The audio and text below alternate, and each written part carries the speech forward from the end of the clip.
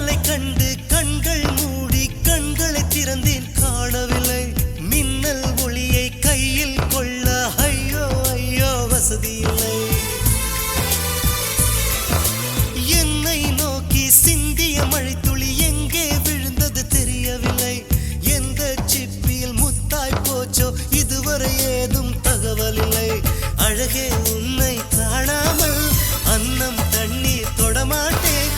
ஆகாயத்தின் மறுபக்கம் சென்றால் கூட விடமாட்டேன் உன்னை காணும் முன்னே கடவுள் வந்தாலும் கடவுளை தொழ மாட்டேன்